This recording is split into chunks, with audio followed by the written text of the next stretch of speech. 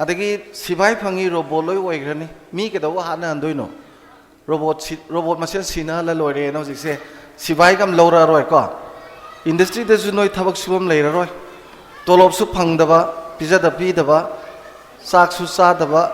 su ngai ju su ba robot ne no phaina robot loi tawrane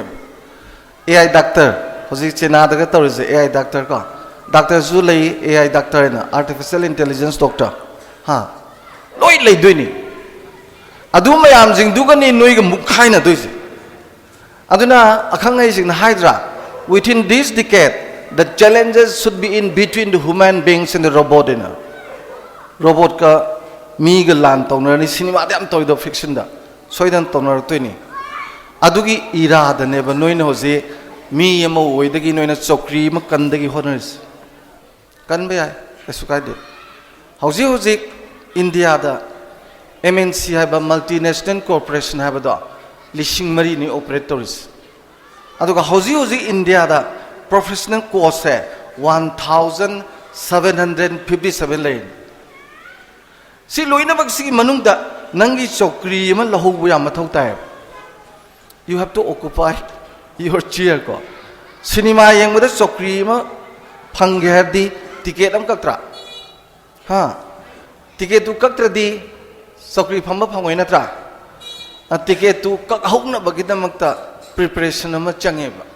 ticket phangdraba chokri leitre sumdra adu di mahirui ma oina ngasigi digital era se da ke do butai now the question is ko aina khanjabada satra oina noise larik tambagi maram jima phajana khangu adagi di larik pabagi maram jima phajana khangu larik tambagi maram ju khangdaba larik pabagi maram ju khangdradi parikha de sum pangam da ngamak pa ko ikan kana ba phangoi aigi satra matik sa ba yam yawre IS officer yawi IPS yawi MCS yawi aso ba yam yawre yam talakre semakre ko creative haiba IS ki institution tu dai sahi kun hena tangle ko vision de joi sahi kun try and tangle hoji de tue aina semgi ba matik sa ba angang mayam do officer mayam do mama pa pijan hingda bangakta tolo phangaga nupi mapam da neiraga lei bangakta khungang da leiramaga hongkalaga imphal da hingol leiraga yum mathon wang pala matei manau khata leiba mapa mama ga do sahim da amu phok chatta ba yauri ba adagi paisa chai ngakta ne as ma phai hojik se mana director ni paisa de chai nupi koi paisa chai yungang thai mama pa pijan ningde mari matam ta hanna yengde laikai da nong ta chatte adune khwai chawo officer oredi muidu larik haibane na puthok pajibu lebak sita kari kana dori ge ba adugma mayam dui marak ta noiju sum adu oi khalake na sum khaladi sahi tarai manung da manipuri pai gari digital ga loi tokro computer ga loi tokro manipur pai gane ba aduna oza therapy aisini ingau ngau radna university oza oiram badigi penjin chala matung sahi manga leraga hui angau dona angang myam wari paksa da saba chali ji kai noida noi mung nungsiba noi mung pamuba aigi phamda leijade ba kari noida hojik leriba loina makse moigi wakhan je tokro moigi lamai je khumjaningro mantri oigera adu oigera ada oigera loi khumjangro kai manipur loire Nambul turin kuna sope adre, pining dre, nam thibana, impal turin yadre, irin turin yadre, singa mata uyok selektre, papi ingakta, kaitien manam lungsibam talaitre, nala phajana chain bam talaitre, ha, loktak loire pungloi, kai bulum jaw putha dore sangai che mada putha bhaure, ataw go ithat kai je pithribi da paglai lei ponte ne, thumi yaw da pat kai je pithribi da ilai lei ponte. Sing na koi na galera phadra balam gaise noi mapan chat tringai khangoi akhoi di Europe America whole this Southeast Asia ai o karam chatlam ne ba Manipur mu phajaba Manipur mu phabalam you cannot find in any part of the world malem gilam da sigum malai bak se suk teng teng na roi noi khoi na do kai dori ge bang si Manipur kai do halage ba Manipur puman ba se khoi i thau ra ba Manipur patlan baje khoi gi thoraba no that is the you mathangi lakadaba generation da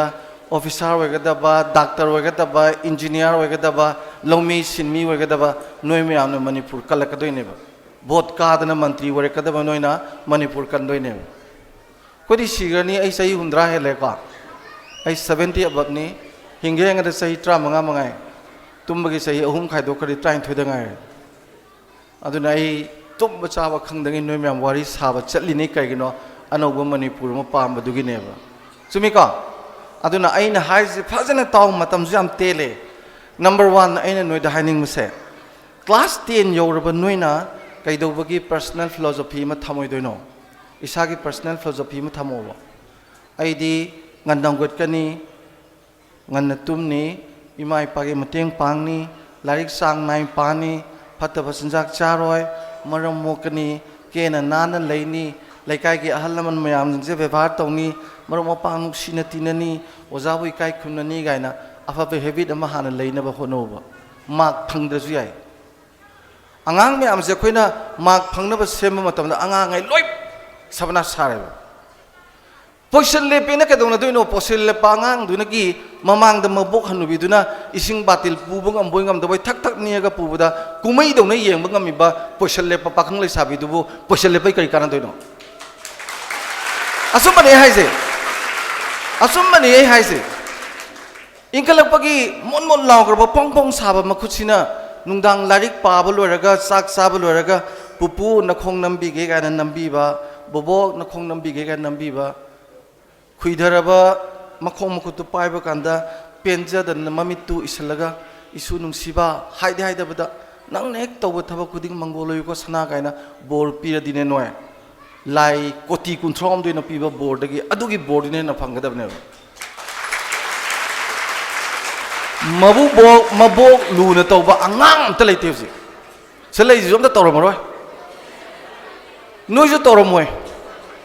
nomai numita bobok ki phaijo phogdok pige ingdam da oire pupu ki phaijo phogdok pige gaina ko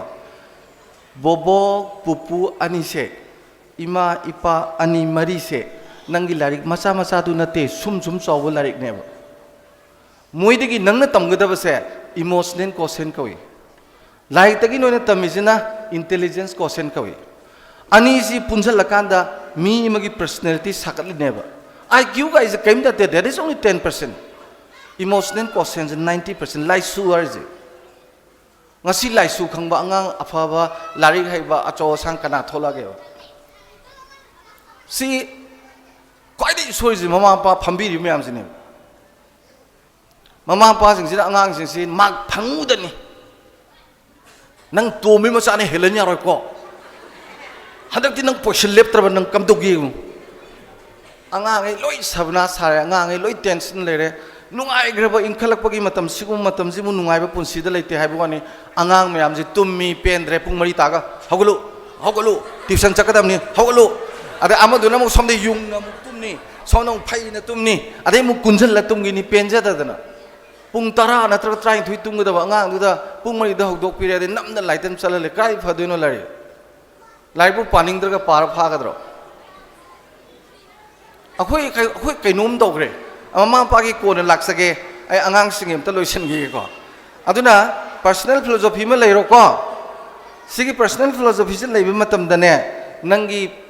afaba habit nama leina ba honok sana ko afaba habit oiba leiba yam laibani ko only 21 days khatani sangi je nangna na theng na hogale khaloba ai ngan na hogat ke na nangna pung mari da hogale khaloba nungti gi numit kunma thoini je nungti gi tawba sule leptana matomda dum hogat khani habit oigine ba habit ama semba je 21 days katang sange ba 21 days katang sange ba 21 days sang ba je sida phatta be habit mayam do nangna ne 21 days katang continuously toraga phabe habit on thoki balo yai like ra poni mi phabe je ko adagidi se mobile sana ba je phabe habit nate aduga mobile da atop top app sanga kana ba yeng badi am kane aduju noi naha sing de pungam de no matam pi de World Health Organization ka huna maram de hoje mobile gi leina ma lei ko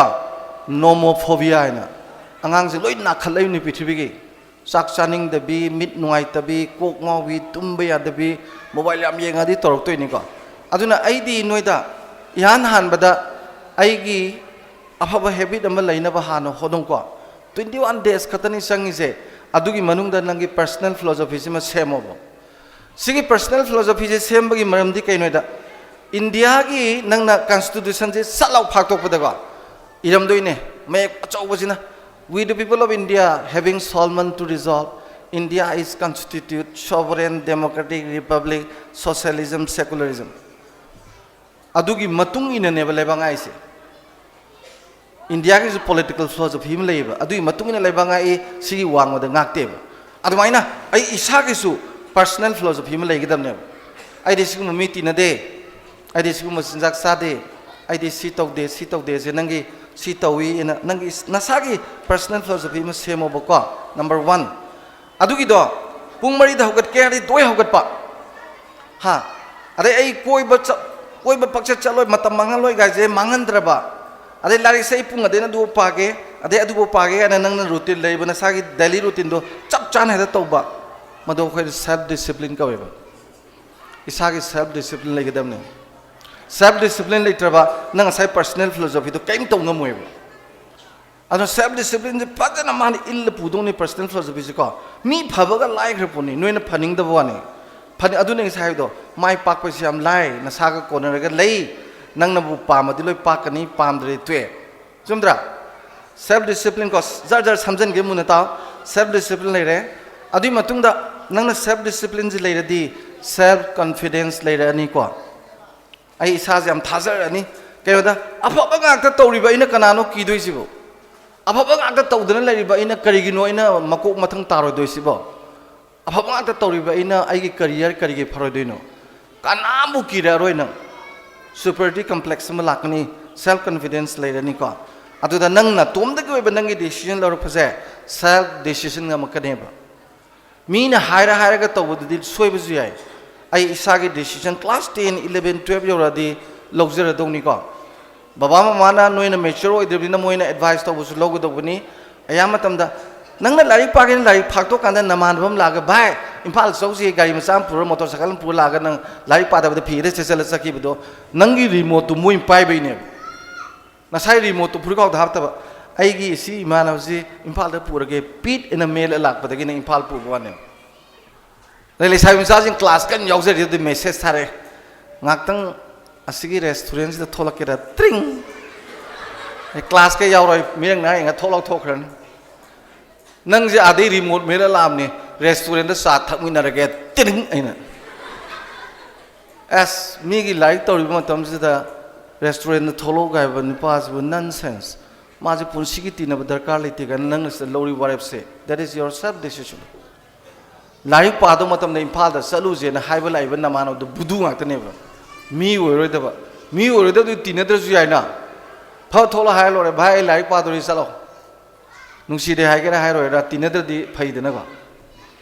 adu da nang lojeri ba nang gi decision do remote to nang pai bai ne ba na manam da pithom da bai ne ba adu na self decision ko next ta aina noi da haining ba se noi lari padri ngasi phau da ko ngasi phawda manipur gi naha sing se larik padri noi larik paboi ningdra larik padri ai su matha sar je duni ai noi larik tamoi ningdram no tamde kamai tamde ge da angang pisak pinge degi early to rise early to sleep habra ha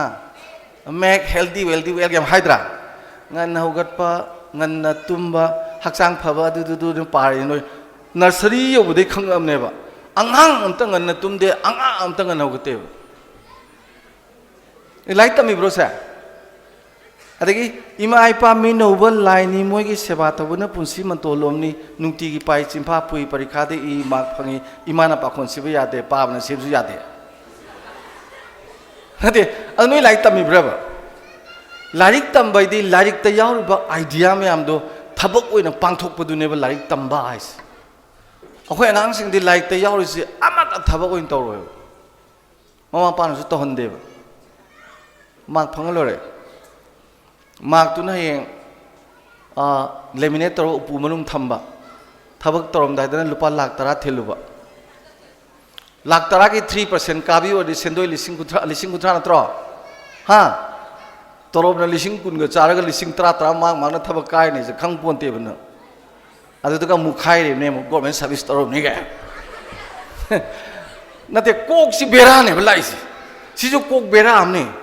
Sai digital दो digital Coke digital के चमाने नंग smartphone the कचा ने से giant computer ने Louis hack तोर पदुम तोर बेरा लुई लाई अदुना याम मेन ताना लारिक पाबसे आइना लारिक पाब नोय खंगोय हाबदि मरम दते नतेदा नोय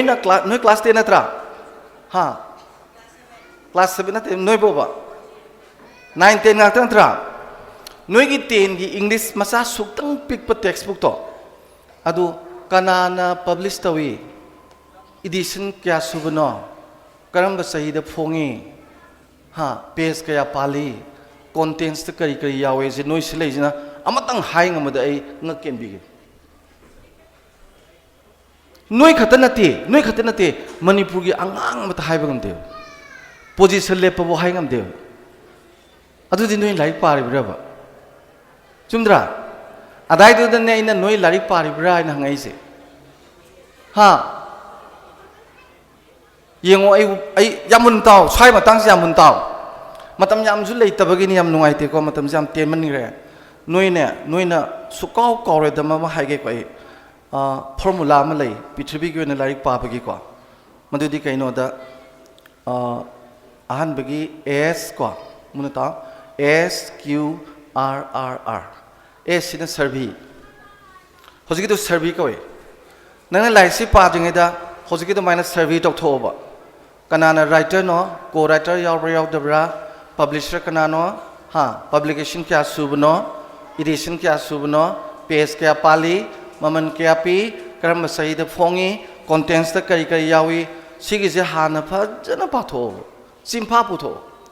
hay nang nangi punsi da lai lising ma pa da lising du loi khang ne ba sim ta yaudre nang pa ga de da lai lising ma pa kan da ne lai am nang sining amoi ai pa gi du kan da ne ibno ne karam ba sai da phong mano ne edition na kya su no ne khang da di lai lising ma pa gi du pa ga da chap mana ne hosi angang ai loi na ba email ora kan da research tor kan ma thi chili ni wa na ken lai kamai pa da ke khang ta ni moi pa gi lai mo da am khang dra aduna survey to the swade number 1 ko ani subada jar tension ge mun taw ko survey le re ani subada q questioning q stand for questioning ko wahang hang dana lai pa ba hona de noi gi unit 2 lor kan da question khara pi bi du gi ojana answer du khumale computer da type nam thwe noi na da pare koma box da dangai e re parikha da loina hang ani like the or question me amdu ojana loi answer piram ni na adu loi simpha pure parikha de e re question lepe club singna lai ga hoga paisa pi re nuai nuai tro nangi wahang di krai char ge ba nangi lai tu gi manung da nang na sa gi question maya mama toraga nang na hangi ba wahang do like the or question du na ta ba adugi wahang du thibagi wajada hangba larik lai suda yengba atopa mida tana tingna tana hangaga nangna khangjaba duneba khoina self study has nang ngasibok da anga amta self study tawjadreba self research amta tawdreba aduna nange heng personality da di kyam sol kani heng chawra khangni hoji MNC mayam laani irang leitre na ka MNC mayam laga moi interview tawda mark si su yeng biroi certificate su kai meng biroi moina pama potu tawbu ngamra khange kani ngame dana hayeng join tawro tolob lising yang khai schedule caste schedule tribe OBC ga kan kanaro Google ski interview lo me am do noi uroding ngakani mi chamri khanbada la email am do moina pamba app khara haidu ani me am do tormi me am do jar yeng edana aduga mark sheet maming adu kai mi yeng bi sate nongala thabakaro adugi la ibu train si yeng akanda noise jam seriously work to gadabani wang me amang hojiki donga sigi digital platform ga je mai ni ai nga sai khalamim ni manipur da kwaidagi manipur gi laikai na tamba ya ba kwaidagi chawba pioneer oi ba thodo amane nga si se Manipur pumbagi loi taura bakwa as sarkar de harau loi ni sarkar harau ma sibai jam harau ni army ju noi thak unaraga trok le yum ngai loi khangani ama loi khangani loi nungai ni si pithribi ki chakot palam de loi tori ni satellite sina sensing satellite sina India is sensing satellite si kyam sensing hoi ge da asida khabar ma thada ba je paw ha ba da parakani ma America de sensing hoi aduna ICT hai je Information Communication and Technology hai je masida advanced in hoi ba da software is India is number 1 never akhoi ne nang bagi mi yaman bagi India na sum maning halaga lei bi wa never ado nui me am jigi matam ji da hoji young India hai rei se hoji lakadori ba sahi khara sida India mu naha yamba masing prithvi da leitre China de ju hel noi 65% ne sahi kun gi marak ta leiba adagi 60% China prithvi gi lam loi namak se below 50 ni Japan khata ni 55 yok bako aduni India je hoji prithvi gi lam ma loi ki ri yeng matam ne adu da noi naha me am je masida nang tori ba pot me am jing tu de skill le henda badi ya de summe ba skill di lei ne ba will lei tra di un kana roi ba u su ya ma hi ba ngang lei ba skill yam lei ba as the president sa ra ba lei tieng ha pok khot pa ma khut nan ba skill ji bari de lei ba suning da nan nung ti gi UPP tha ga upum cham da sahim sang ba lei ba aduna training pi ma tam da skill natte maru is will du ne ba aduna both skill and will should go hand in hand aina nga sai ngang is noida will du gi ne ba motivation hai je yan dai ko aduna q question hangdre habadi mama lu khrabi do hingjang yendem kharayon hangam kharayon kathenda leijabadu da pakhang pharak ma chanu paduna motorcycle leibiu ya de leider de khuje thang ka thakane na thang thangkali ba na ha noise aigi ima du de noi wahang hangdre ba oh ima ji lu khrabi ni ima na taliba senje khoi gi nomugi chara nong khanna bani akhoi imung ji wai sida ina motor leyu haigadra khungup leyu haigadra adudi kaido bagi nangino paisa lakta bagi ni paisa je kaido bai laktrino thabak su da bai ni ije ga iga lai sabai pakhang phare thabak su ra ga imagi mateng pangge income hena lahange adu de nungai ni gaina si wahang hang adi loi tholak ka daune ba hangdram ni na motor lebio ngarang du punsi da laroi ko ngasai tu ju punsi da laroi amuk alaroi da tang graba matam ji nong ngam de numitau mangan dana leiba naha noi bu wahang hangi bro chumdra punsi ji hana bari da pokre nang yaude amuk su bola khini mayam ma nang sira matung da nang yauroi halak oi da punsi gi khongchat amada ticket amuk tang imana piraga prithvi da hingam bai wan ne ba amuk su pok taba amuk su poroi da ba handaki ma poksinal loi ba sida drug chane na chari ba naham yam jibu wang hangi braba akoi di nungdang tumba pamu da na pung mari khak tumba di doctor na imanaba tinaba doctor na he waja sadu di aroi alzheimer ga du nara ani pung yam da taruk ti tumbi hoina nungdang je pamura ba tumba se kuisal laktram ni na sai tara ni thoi mutung ai salam ni na ko ahinga je pamure ba noi ne maramo chi mangan na ba tori me am ju wang hang da ba gi ne ba aduna anis ba kiu je wang hango lai pa ba da wang yam yaw bune ozana tak pa da ju wang yam yaw bune idea hai se idea mane ina khun ba yai idea mana nangi punsi do ayu na sem ba yai ado like tam ba da idea bhari de yaw kre idea me am noi karim khan de ado ne ni like tam de hai se ko ado kiu next r hum do ahan ba gi r jin na reading larik pa ba da kwai di pham matam je pung mari dei torok phoksine from 4 to 6 ka prithvi ga phau mi myam se loi namak se all the genus se pung mari de tor pho work to ada American scientists team mamana thirak pane ba why they are walking in between this hour from 4 to 6 in ada brain jina kwai di loction be receptive ba matam loction laga su kaw da ba matam ha paraju tu na phau matam je mari de gi torok phok se 100% kana ne ba pung taruk tagi na tara bok se only 50% karan ne ba nungdang ga nungdin ga di 20% ka kana ne ba aduna prime time ne morning se aduna parents sing da ina request toning se sigi ngan gra ba saruk si tuition chalan bi gano please masa lari phajana pan biyo sa jing se ko aduga nungdin tuition cha sa janu kai de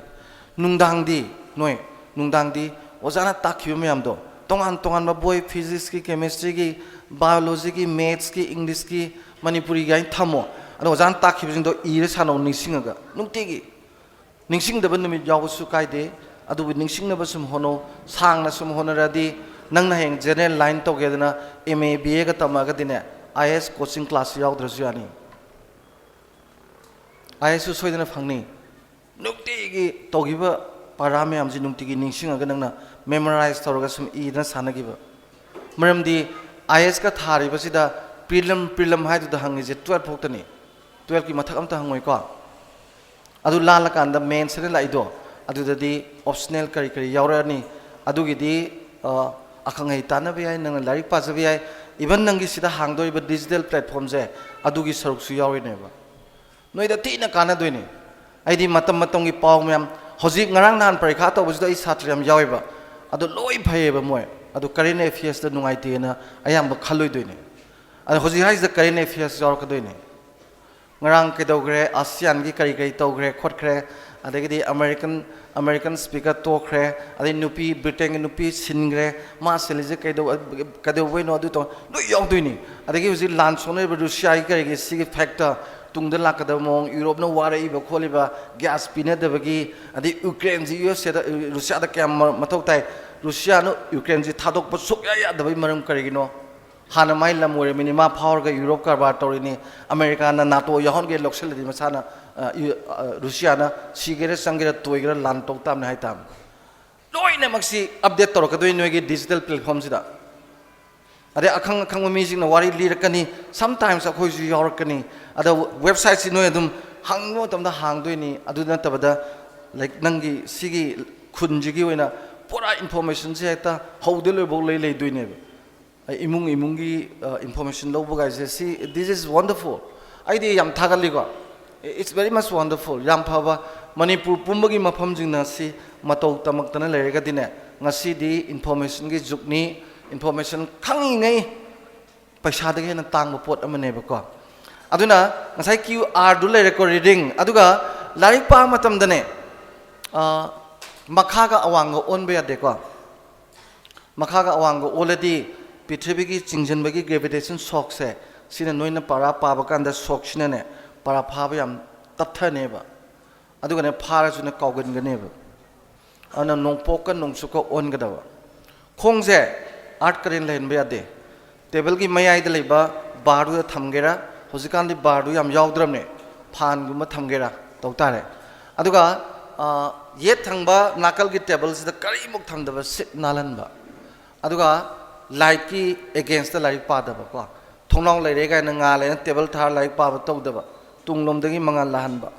electric Som दगी लहनबा spy थालगा पाब यादे अइना हारि मियाम से brain ना ख्वाइदगी पामदब पोटने मसे UNESCO ना नोइ नहा सिंगदा directives PB योइना हाइबा pot अमनेब सि नोइना हंजन हंजन तौरबा थवा सादना को अदुएदी सही कुंथ्रा नि फुगे और कान नंगी ब्रेन दु साब ओइरोइ मी ओइना सुम चटकनी खितंग अरुबम खनबदा कयम खनगमोय अदुना थवैना मसी तौगनु लिवर ना यू ग्लास अमा थकपा पामदे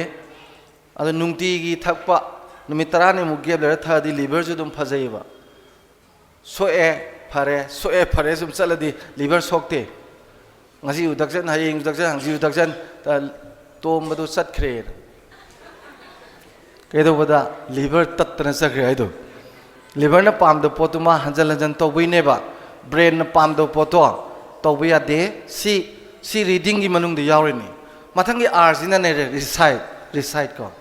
recite abadi yam maru ba nangi quotation theory formula me am do hanjal hanjan repeatedly simpa punna bo no sukau kau roi repeatedly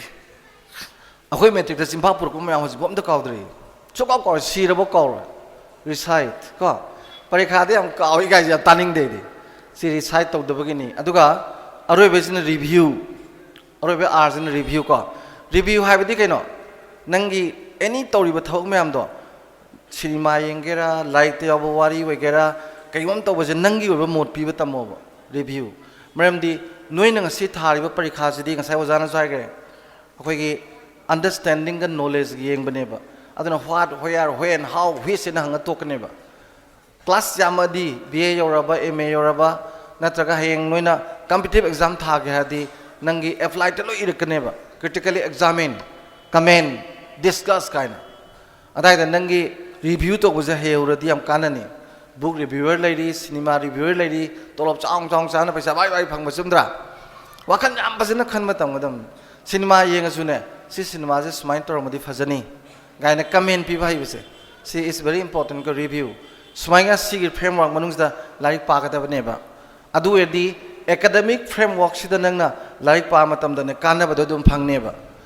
อ่านเมื่อกี้ S ตัวคดี Q นักคดี R นักคดีมาทั้ง R ดี side oil last R good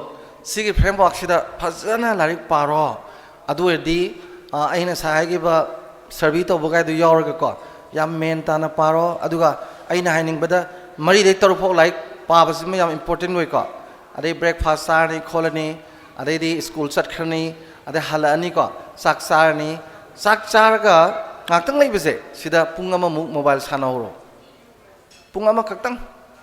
only 1 hours ก็ปุ่งอามาได้เห็นไปยาแต่วันนี้ mobile อ่านไว้แก่งางไว้แก่ตุ้มก็ต้องว่าปุ่งไก่มาวันเลี้ยงได้ mobile ยังไปยาดีอะไรก็ดีตุ้มมาหุกแล้วก็ปุ่งไก่มายกจึงได้ mobile ยังมาสุยาดี TV ยังมาสุยาดีสักสัปดาห์สุ mobile ยังไปยาดี TV ยังมาสุยาดีพอสิการอ่างนี่ไงตัวพนันเนี่ยมาสิ่งน่ะอ่างมาสับพิชักเชสักอินมาได้ mobile ยังไงอิเลนไปยอริกว่า brain น่ะก้อยได้ปั๊มตัวพอได้มันเนี่ยสิ who น่ะ world health organization น่ะกันน่ะ instruction พี่วันนี้ตัวกันหน่อยตัวไปยาดีก็สิมาสิบอกทำมากะงั้นสิกินนุ่ยกิน tips เบิกสิลเกะเทงเจลักปนินะก็ยามเลยนุ่มมาตันจัดซาบแต่ดูมาริสาสิก็เกรียกิลอยนะบ่อะตัวไอ้น่ะให้หนึ่งบัดนุ่ยตัวเนี่ยนุ่ย class 10 ยอร์บะ9ตมาบัดดี11 12ตมาบัดนุ่ยดีนุ่ยน่ะก้อยตะกี้ดรักที่ขรุไปก็นุ่งสีนุ่งกี่โพสyou have to avoid this romantic affair up to college standard college standard ยาวดีบ่าวดีสิกิมารมจิตนุ่ยอามาเตยาเด please ดรักตะกี้เห็นสัตย์จันนี่ไอ้คนนั้นนุ่งดังปุ่งนิพานกันมาถึงแต่ class 10 ตำบังงังเลยสาบีกับตรันเทลิฟอนตรไปยาวรีบ่ว่าจะไอ้สิระขังเด็กไงมังก็ไก่เนี่ยบางทีไม่สักเสียว่าจะข้างมวนท้องหนูว่าอะไรกันนี่ใจเลยโดยเดิมอ่ะไอ้นุ่มป้ามาจ้าจุงไงไอ้ชาวตัวนั้นก็สิ่งมันจะได้ชาวกันหนูให้ advice สุปีกันหนูให้คุย counseling ด่าอะตัว option ปีไว้นะไอ้นุ่มป้ามาจ้าจะทำไงนั่งไล่ตั้มตัวก็ยุ่มปานบางงานมาจอยนะสกายที่ว่าจะได้ยุ่มปานบางทียาปนติดได้ยังไอ้นี่ยุ่มปานไปยาจะดีคุยเนี่ยเดี๋ยวมันพัดร้ายว่ะแล้วคุยเนี่ยนิ่งๆนี่ให้มาหนูก็อะไรนะคุยเนี่ยเราดีนั่งไล่ตั้มบุกเข้าไปดูโซโล่อีดรอเหรอข้าสวยโซดีคุยเดี๋ยวมันพัดร้ายว่ะจุ่มไม่เอาใจอะตัวกำไมตัวพัดเด็กไอ้นี่อะตัวดีนั่งนะคุยร้อยไอ้นั่งข้าละคุยเดี๋ยวดีพอเลยนะสิเนี่ยนุ่ยตรงนู้ก็ยามนุ่งไอ้แบบเลยนุ่ยปักขังมาซาสิงนุ่ยพิมซาสิงเด็กไอ้สุนัตเตอร์มวยดีมวยนักขันซาร์สุนุ่ยเดาหายบังคับจะปนเตะอะตัวนุ่ยนุ่มปั๊มซานี่ยามพัดริเซก้อยตานแต่มีนี่ยากเลยยารอระหายเด็กที่น้องตัวลุ่มบัวโคนบัวไล่คลาสตัวงั้นจะชี้หลังเจนบัวก็ว่าตัวอีเดน่ะอะตัวนุ่มปั๊มซาก็ว่าน่ะทิปซัมตังปีกันตามมุนน่ะหังวยก็ทารโอกันนุ่งสินไปวาริตาร์บ้าไอ้เนี่ยยูทูบตะลีบนี่ยามน่ะตาดริบ้าทารโอเซ่อิสิงมันก็สมัยสมัยเลยบ้าปูมก็อิสิงกี้เลยอันนี้ก็ทารโอเซ่สมัยเลยบ้าหังวยกันนุ่งสินไปตาหังวยนะจิกซาดนะคอนซาดนะยามดูนะนุ่งสินะกระจานี่หังวยนะขัลลีนี่โรมิโอจิลเวตุสมัยตัวอิดระกันเอาด่าหังวยทารโอเซ่สุ่มวังขลักอิสิงมาตั้งแต่ตกล้านกี่เปอร์เซ็นต์มาสิเดดีก็หังวยดูปอบพองนั่งกำเดียวจงวาริสายปนเตียตระหังวยดีสิ่งน้องนี่สมัยวันนี้จงอะไรกำเดียนะสมัยตัวซาตุเรเนี่ยทำบ้านทารโอเซ่ก็มันนำเงินนุ่งสินเลยนี่ก็ปิ๊กจอลก็มาทำเสียหังวยอุปายสุดเลยทีหังวยน่ะใจสิอะดูหลังก็จริงครับถ้ายายก็คุยมันความเชื่อมันคุยมันชุ่มจ่อเลยมันน้องมือด่าก็เฮ้ ꯅꯨꯃꯤꯠ ꯊꯣꯛꯄꯗꯒꯤ ꯂꯩꯕꯨ ꯆꯨꯞꯄꯅꯦ ꯑꯣꯟꯅ ꯊꯣꯏꯗꯅ ꯇꯨꯝꯗꯅ ꯂꯩꯕꯁꯤꯅ ꯅꯨꯃꯤꯠ ꯇꯥꯡꯗꯕ ꯄꯥꯏꯔꯝꯗꯥꯏꯐꯥꯎꯁꯤꯗ ꯊꯔꯣꯒꯤ ꯂꯩꯀꯥ ꯃꯔꯛꯇꯨꯗ ꯅꯩ ꯂꯩꯕꯁꯤꯗ ꯍꯪꯉꯣꯏ ꯈꯥꯡ ꯉꯝꯗꯅ ꯐꯨꯔꯤ ꯊꯨꯡꯗꯅ ꯂꯩꯔꯥꯏꯗ ꯀꯞꯇꯅ ꯈꯣꯡꯉꯤꯗꯣ ꯑꯗꯨꯃꯥꯏꯅ ꯀꯣꯂꯦꯖ ꯁ꯭ꯇꯦꯟꯗ ꯌꯧꯗ꯭ꯔꯤꯉꯩꯗ ꯅꯣꯏꯅ ꯅꯨꯄꯤ ꯃꯆꯥꯗ ꯍꯧꯔꯨꯔꯗꯤ ꯍꯪꯉꯣꯏ ꯇꯥꯕ ꯇꯣꯛꯀꯅꯤ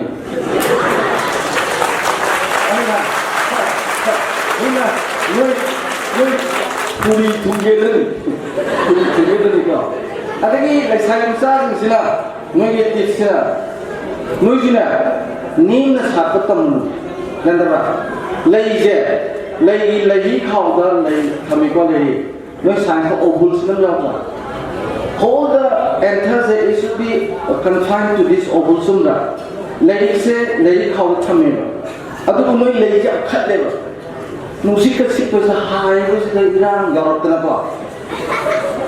ovulsꯗꯒꯤ ꯂꯩꯍꯤ ꯈꯥꯎꯗꯒꯤ ꯂꯩ ꯂꯧꯊꯣꯛꯑ ꯂꯩꯅꯥꯔ ꯇꯩꯁꯤꯜꯂꯦꯕ ꯑꯗꯨꯅꯦꯕ ꯃꯣꯇꯣꯔ ꯁꯥꯏꯀꯜ ꯊꯧꯕ ꯃꯁꯥꯒ ꯁꯦꯒꯥꯏꯕ ꯑꯩꯈꯣꯏꯕꯨ ꯃꯊꯨꯟ ꯇꯠꯄꯁꯤꯡꯗꯨꯅ ꯂꯩꯁꯤꯗꯤ ꯇꯔꯦꯠꯇꯒꯤ ꯃꯆꯥꯅꯤꯒ ꯍꯥꯏꯔꯒ ꯀꯩꯅꯣ ꯐꯣꯔꯒ ꯀꯥꯞꯄ ꯂꯩꯗꯅ ꯃꯣꯇꯣꯔ ꯁꯥꯏꯀꯜꯗꯤ ꯑꯣꯟꯗ ꯇꯣꯡ ꯉꯝꯕꯗꯣ ꯑꯗꯨꯅ ꯂꯩ ꯆꯨꯞꯄꯤꯁꯦ ꯅꯣꯏꯅ ꯂꯩ ꯈꯥꯎꯗꯒꯤ ꯂꯧꯊꯣꯛꯑꯒ ꯊꯝꯕꯩꯅꯦꯕ ꯑꯗꯩ ꯅꯦꯝꯅꯕꯨ ꯁꯥꯠꯂꯒꯀꯣ ꯑꯩꯈꯣꯏꯕꯨ ꯃꯁꯥꯒ ꯁꯦꯒꯥꯏꯕꯅꯒ ꯂꯩ ꯑꯗꯨꯝ ꯆꯨꯞꯈꯤꯅꯤ ꯋꯥꯡꯗ꯭ꯔꯕꯅꯤꯅꯀꯣ ꯆꯤꯡꯒꯤ ꯎ ꯊꯝꯕꯥꯜ ꯀꯥꯏꯗ ꯑꯇꯩ ꯅꯠꯇꯦꯕ ꯆꯤꯡꯅꯕꯨ ꯋꯥꯡꯕꯅꯦ ꯎ ꯑꯃꯨꯛ ꯍꯧꯖꯜꯂꯦ ꯑꯗꯨꯗ ꯁꯥꯠꯄ ꯊꯝꯕꯥꯜꯗꯨꯅꯦ ꯆꯤꯡꯗ ꯁꯥꯠꯄꯤ ꯎ ꯊꯝꯕꯥꯜ ꯍꯥꯏꯁꯦ ꯑꯗꯨ ꯌꯧꯅ ꯄꯥꯏꯔꯛꯄ ꯈꯣꯏꯔꯣꯡꯗꯨꯗꯤ ꯑꯁ ꯑꯣꯟꯊꯣꯛ ꯃꯇꯤꯛ ꯆꯥꯒꯗꯕꯅꯤ ꯍꯌꯦꯡꯅꯦ ꯀꯥꯔꯒꯤ ꯃꯅꯥꯛꯇ ꯑꯗꯨꯝ ꯐꯝꯕ ꯐꯪꯒꯗꯕꯅꯤ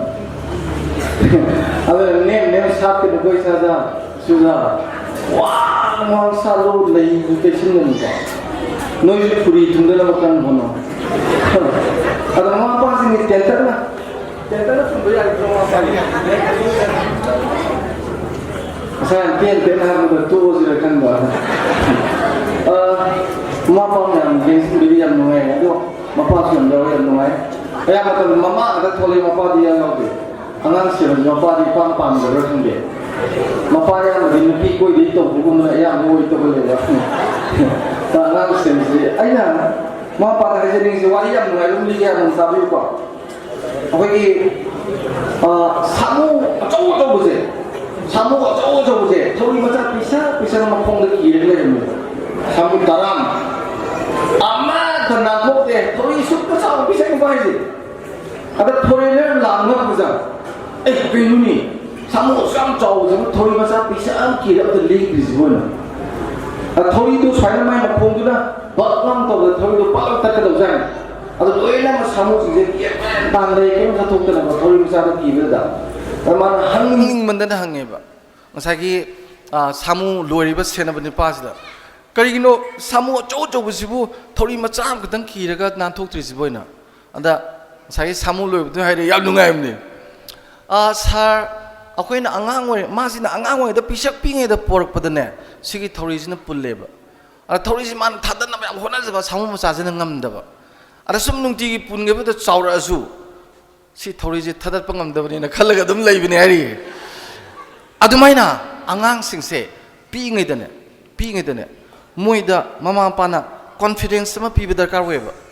ꯅꯨꯡꯁꯤꯕ ꯂꯞ ꯑꯦꯟ ꯑꯦꯐꯦꯛꯁꯟ ꯀꯣ ꯁꯤꯒꯤꯁꯤ ꯉꯁꯥꯏ ꯊꯧꯔꯤ ꯃꯆꯥꯗꯨꯒꯨꯝꯕꯅꯤ ꯑꯗꯨ ꯄꯤꯔꯒ ꯐꯖꯅ ꯊꯝꯈꯤꯕꯗꯅꯦ ꯑꯉꯥꯡꯁꯤꯡꯁꯤ나 ꯍꯌꯦꯡ ꯆꯥꯎꯔꯛꯑꯕꯣꯛꯇꯅꯦ ꯉꯁꯥꯏ ꯁꯥꯃꯨ ꯑꯆꯧꯕꯗꯨꯅ ꯊꯥꯗꯠꯇꯕ ꯑꯗꯨꯃꯥꯏꯅꯅꯦ ꯃꯥ ꯃꯁꯥꯁꯦ ꯌꯥꯝ ꯐꯕ ꯃꯦꯟꯃꯥꯟ ꯇꯥꯅ ꯂꯩꯕ ꯄꯣꯠ ꯑꯃ ꯑꯣꯏꯒꯅꯦꯕ ꯑꯗꯨꯅ ꯑꯩꯅ ꯈꯟꯖꯕꯗ ꯃꯃꯥ ꯃꯄꯥ ꯑꯌꯥꯝꯕꯁꯦ ꯑꯩ ꯁꯨꯝ ꯎꯖꯕꯗ ꯑꯉꯥꯡꯗꯤ ꯌꯥꯝ ꯐꯅꯤꯡꯕꯀꯣ ꯑꯉꯥꯡꯗꯤ ꯌꯥꯝ ꯐꯅꯤꯡꯕ ꯑꯗꯨꯒ ꯃꯁꯥꯗꯤ ꯏꯐꯠ ꯐꯠꯇꯕ ꯌꯥꯝ ꯌꯥꯎꯋꯦ ꯌꯨꯖꯤ ꯅꯣꯡꯉꯥꯟꯗꯩ ꯅꯨꯃꯤꯠ ꯇꯥꯐꯥꯎ ꯄꯤꯊꯛꯑꯒ ꯅꯪ ꯂꯥꯏꯔꯤꯛ ꯄꯥꯗ꯭ꯔꯤ ꯀꯩꯒꯤꯅꯣ ꯀꯥꯏꯅ ꯇꯧꯕ ꯃꯗꯨ ꯇꯧꯕꯤꯔꯨꯔꯅꯨ ꯑꯉꯥꯡꯗꯨꯅꯀꯣ ꯍꯥꯏꯕ ꯉꯝꯗꯕ ꯍꯥꯏꯕ ꯋꯥꯅꯤ ꯃꯁꯤ ꯈꯨꯗꯤꯡꯅ ꯊꯤꯜꯂꯗꯤꯅ ꯈꯜꯂꯤꯕꯅꯤ ꯑꯗꯩ ꯉꯥꯛ ꯂꯩꯔꯒ ꯅꯨꯄꯤ ꯐꯨꯕꯤ ꯃꯥ ꯐꯨꯕꯤ ꯑꯉꯥꯡ ꯄꯥꯈꯪ ꯃꯆꯥ ꯅꯨꯡꯗꯥꯡꯒ ꯄꯛꯆꯗ ꯆꯠꯂꯤ ꯃꯌꯥꯝꯗꯣ ꯑꯩꯈꯣꯏꯅꯒ ꯌꯥꯝ ꯉꯥꯎꯁꯤꯟꯅꯕ ꯃꯥꯜꯂꯤꯗꯅ ꯑꯗꯨꯕꯨ ꯍꯪꯅꯕ ꯀꯥꯟꯗꯅꯦ ꯑꯁ ꯑꯣꯖꯥ ꯑꯩꯈꯣꯏ ꯃꯃꯥꯒ ꯕꯕꯥꯒ ꯀꯥꯎꯅꯍꯧꯔꯤ ꯕꯥꯔꯣꯒ ꯇꯥꯔꯗꯤ ꯐꯅꯤ ꯑꯗꯨꯋꯥꯏꯗ ꯑꯣꯏꯅ ꯆꯪꯉꯒꯦ ꯍꯥꯏꯌꯦꯕ ꯁꯦ ꯊꯣꯛꯑꯦ ꯑꯗꯨꯅ ꯑꯩꯅ ꯃꯃꯥ ꯃꯄꯥꯁꯤꯡꯗ ꯈꯨꯔꯨꯝꯖꯅꯤꯡꯕꯗꯤꯀꯣ ꯏꯃꯨꯡ ꯍꯥꯏꯕꯁꯦ ꯌꯨꯝꯗꯤ ꯁꯥꯔꯁꯨ ꯌꯥꯏ ꯁꯥꯗ꯭ꯔꯁꯨ ꯌꯥꯏ ꯖꯤꯡꯒ ꯈꯔ ꯄꯥꯈꯟ ꯈꯜꯂꯁꯨ ꯌꯥꯏ ꯑꯋꯥꯡꯕ ꯌꯨꯝꯒ ꯀꯔꯤꯝ ꯈꯟꯕꯤꯔꯨꯅꯨ ꯀꯔꯤꯝ ꯀꯥꯟꯅꯄꯣꯟꯇꯦ ꯏꯃꯨꯡ ꯍꯥꯏꯕꯁꯦ ꯄꯩꯁꯥꯁꯨ ꯇꯤꯡꯗꯕ ꯅꯨꯡꯁꯤꯅ ꯂꯣꯏꯅꯕ ꯕꯦꯕꯥꯔ ꯇꯧꯅꯕ angangi mama mapa oiba ni do onthona nungsina leiba sak mukta hasu sak loi birabra phajidro mai nupi don loizare thizara gi ngak tangai bi ko phajidro chaulor mo hori bo loi da kau khai na ya putre ba nupi don ju lam gra poni nang na bukse ka na khabai makhol do kodrang pukham ga do ado angang singi khwaidi chawbal larik ning sa haije gi bidu mun loi tamduini parents are the windows of the children through them they can see the world hai angangi mama mapa se masi angang singi mihuthong ni adudagi moina prithvi si udoini hai ba aduna mama mapa oiba khoise leiresu leitrasu yam nungsina leiba paisa tingde dana nungsina se ikubok inem poke seba phajanan toba moigi mateng panghanba angang singdu nungsi ba poto khangan ba ko aduga isa jing je moigi pakhon sibi ba luna tobi ba saba thapagi se yaw ma hawtana thonga ju paji kari wali ima kari wali aigi ikuboki inem poki asuki matik khoi baba ga mama ga na care lawi ga sa angang da transmit to ba moina ju follow to na ba hay akhoi na hal war ju waroi sigi culture ma tradition ma le ma dunga sidi pungmang mangre ba pungmang mangre machanupa thabak ka ba duda mapana ibungo ngaki jawdu lupa yankhai sam katalere kera horen sauri ga thongge ha tasan dan sakhini halak pada magi nupi gi yen atabu ui law du di ko lupa chani chong gi packet le lakani adu kangan manung de pet patra sa ba se masi ma khon si ne hanuba nubi bp stroke to si hai se song boy tension le de na ko adu si gi chana bi je hoji khoi gi da o kha na phajana tongna ri adu ai di ahlaman yam luna tawbase yam chawba education gi part amane angang sina suma taw tamna ba tawbiu haijaningi ingdam da wai pasida water bag amani ga hong dana phamung da pong san thamba ko sai sing pizza lor kan da phayup suloi sarmani tum da phayup sing khala kan sa ga da tum do nuai do ni natra adaga isa nupi do makhong ga namhaladi as nuai ni amna ko sigisi education gi part amani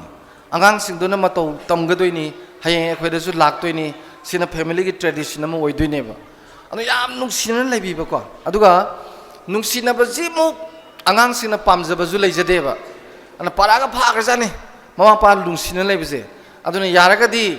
akhoi silai kai je yuthagura gam yaw da ba di khangdre yaraga di yu ji ju pathak tak pi ranu thakpi ge ju numit tarani le thakpi yo aduga thak taba ya di yaraga pek adi dagi henbi ganu haksang yam phabani ko use partly poison partly tonic ain tonic when sinabiu nupi na ju saudabani aduna thak taba yadre haigani ko haise ngamdraga di sutak thapi ranu ngamaga di yam phai ado angang sing sem jardi mama pa khara maram moksi adai nupi ju jada ju ummal le amna ko nupi je ne yengu kuding mongna smai to itale me nupi loina makse yamba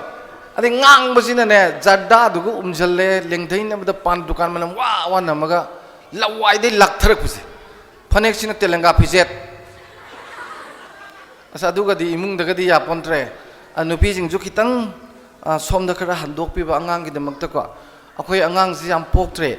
tampak ta fertility rate sam ne me ba akhoi metei se 2.65 khaktani 1.2 yogdrabani kwai dagi ne me bani aduna angang amta mangan bayade angang amta mangan bayade nungsina loina biu phajada sem je ba ko adama mama pa sina angang gi bu khallaba angang gi khanbada hojikandi se lengjen biri bo jajin kai mayam na advice lobi bada bari da khangma ngaktani loina mak se angang phanaba semna ba se parents sing thawai yobiu ko aduga sahi amadagi na manga bok sembaga taruk tagi na train thoi bok sembaga trom doi dagi na trampan bok sembaga ne amta mane roi cha manana warak patani ji watho oi rei se ko sahi amadagi na manga bok sidi angang loina bak se masi kanagum mateng yaudana kaim to bunga moi chak chagera phi set kera makhong ham gere iru jagera mi madum yauni ko si matang je luna tawba nungsi ba haiba pot mongon de yumbam thon biba ai pai puna ningthau macha dong yo hai adugi nungsi bado thaja han ba sida ko masagi samung macha da thori thing madu gumni ari sei taruk e haira dine tain thoi bok se siriam sathi rani kamai sathi ge da angang sing se khut sambaju kanthala ni chak ile dana ai sa jage har kani อันนี้มาพีสุบยาวแกฮาร์กันนี่คงมาตรงเสร็จแกพีเสร็จแกลอยฮาร์นี่ลอยตอนบะลอยตอนกันได้ปะนี่สิดามาป้าเซนนุ่งสีเนี่ยนะสมเห็นจะรู้ระเบิดก็อดุนิวจิเบราไลเซสักสิมีมาคุณสักจะแกตัวเนี่ยอิลเลสมคลาส10อยู่บุกสมอิลเลนัตระอังพีรอนสุบีบกขดปคลาส10 12 11ลอยตัวเลยอาแต่ก็ไม่ตัวเลยไลค์สิตั้มตั้มอังไม่ทำสักแกตัวเลยแกได้มาป้าไม่ทำจะมีนายลอยเลยบะอังว่าสิ12ก็ตั้มปักขังมุสาจิงเซ่บ้ากับทับยูบ้าพีสติทับยูบ้าการดูอินเตอร์วิวอุตส่าห์เลยสกูบ้าให้ไม่ไปเข้าเลยก็มีนายการอินเตอร์มีนายกับเท่าไอ้นุ่มพี่มุสาจิงเซ่มาสักสายกันละโอ้ยสักที่วิตันมาดูนี่บ้างสักที่วิตันลีอินบิวให้มาอิรุจระเกอิชิงปรายเนี่ยมาพีสุบิวก็เลยคำเพลงไม่ว่าเลยเต้พอสิการเลยสาบิมสาจิงเซ่อาคนนักคลาส10ท่าบุกันดีป้าบุกิมานกเพชรตกจระให้บ่นุ่งไงได้อิสาคลาส10ท่าเร่มาป้ากิทับกตั้งขายมันดีมวยนับปูรนี่นะให้นับปุยลาวกุมีหิงโกลตวีสิงไซสิงไข่ไวซิลีอายุกี่สมังไวซิดปะไกดูตั้งขายมันปูบเนี่ยบ่งั้นสิอย่างงี้ลาวโลกประมาทปุยนู่นสิดาปักขังเลยสาวิกันนะลาบุกตะเลยกี่ท้ายนี้ปักขังเลยสาวิอันนั้นsi semi bang ang kusiam je sum angang me mangan bai mong dung lak kheba aduna sahi taruk tagi wadi mana toge haba thabuk tu tobiro pakhon macha siba biu pakhon arum achok ban taw pakhon sidab suya de kwai maru na sak samina ba aduga thabuk tomina ba aina thabuk to do ma angang do haigera hero yahon biu adu sak sabada punna samina da suya de aduga mama pa sing de especially hygienic mamtang leba ko pakhang pharba angang sing sidi manam namba chikpado ado chatpada tobigano halakpado in tobiyo salam dai da dom na chi ba manam namido layo na danaba adu de kedorani iru seng lu thok manam nganung sira tholpo da isa chikpado di yam haw ne ba halakpadam dang chiu halakpada chedi talab manam name khangani suru manam name khangani WY sabagi lahing manam name sini sampra manam name khangani you worry thajum khangani ado halak ba kudingi ne isana layo ongnaram gadaba do imana sikthoga phadoini na chikpagi habit amal le hello bako imana horen manam namgi har kane na churup thal tabsu ay akoi di kanna graba pose jam kanaba podam ne base koi di tholok podan namme tholok podan chi e halak podan han yengdre halak pada sepi bunga si dagi panam thi handa kadam ni maram mok pa phakadam aduna sigi si leiraga sahi taruk tagina train thoi bok se sidine yam luri se aina haibadagi maga sanamina ba angang kangbu duna haibne lawra ane ba mama nung sigra ba se aigi naktale mai sanamina ba amani duna sai tumina ne ai ta ba che kadam ni ai nang nak khone ngai kham yar roi aduna moi group se laikai ni na mama we bi noi miam yanabam pork tare angang je pungmari dei sanaba thadorage manga makhaya to la jigaina ahum dei sanaba thadorage adu manga ra to sigaina sanaba ji am phai immune henkali ade masada chaning thaning pohali tumba phajana tumni angang sing se ko sanaba ji mati na phai mama na miam loina bagi social concern ju yam henkalakani hoji angang semada dolal mathak thama kumdhan daba miam se lenin manak ta loi puri music si tawidaba mama oi basing na laikai ni na ko ai sa jing smine taw se regulation ma taw ba ai thamang da ani rakumba mama jing su yaurga angang su yaurga saka thangna raga pulap samin na baga taw bi ai thaina khoi taw ri dana ko adu yam phaba emotional question gi amani si taw bi ai aduga sahi taraga humdoi hairadi pakon ka sibiro ko sagi angang do sahi tara humdoi hairaga trampan bukti ne kwai de sathiri je aigi isa nupaduna kwai dagi nungsiba nupi je mama ne ba sahi tara ko humdoi haradine mama du lokthoga ne nupi ma hapa horade haiduro khoida engonda leisabi ma hapi je ma haidoi ba mamai mo te leisabi dum hapni ko sak sare ningsing ni tum dai wale ningsing ni moi je phami mya je machin thija nei ne ba loi ningsing ba hor ba ngak ne ba haidok ta ba ko aduna nama oi binang se isanu pai makok te yaw drab ne Isa nupi se kwai nungsi ba nupa se mapa ne ba sahi trom doi so mapa du lok thog ne atop nupa mi yaw ne ba pakhang na ma adu kan tu nang yam lui moi kok te yaw dre ba adu nang je nakshil ka da marup tong tin no hai sahi trom doi ne ki trampan mo se marup tong tin na dong iman na dong ko a isa du na kir ga thola su as isa khoina mapa gi mong da as nang phiron se li do mong bu tai ne ga ji moi taning de ba sidiam lap ne ba wow yo tai e isa je ga to ba azar naksal ka ne ba mama na ba chap ma na ba hai ta na sak sa zar ba lawe ngasi di nei ru law ga na moi nuai ga ba sum naksin ba adu di kari soi kai dowi ama toi loi khang ne ba aduna nga je glass one manung dele ba da iroi ri bra masinjak sa ri bra tum mi bra khang ba dwaina adumaina khang di ne regulation phajana to ba ba aduga aina mapa ni mama ne ti din chair ga ngone sum lap thon ga di loi lot khine ba loi na bu lot la ba nang na warak ba suk nga moi ba jam wa ne ba aduna sahi taraga humdoi dei trampan bokti marup tong tin na bio please ko aduga sai matang si already thina sebi ga nu nungsi na wari sabiu yaringai naksan bai se nungsi ba du no doi ni aduga angang na su laitam sui thar ga yum da ga yam ngan na lakning ba adai yum chang ga mapa ne thoning da ba adugi thak te imung du yam nungsi na loina bio ba natraga de angang sing se akhoi angang sing si yam pharak ta bi yaw re ba aduna ina khanjaba da parenting se yam maru oi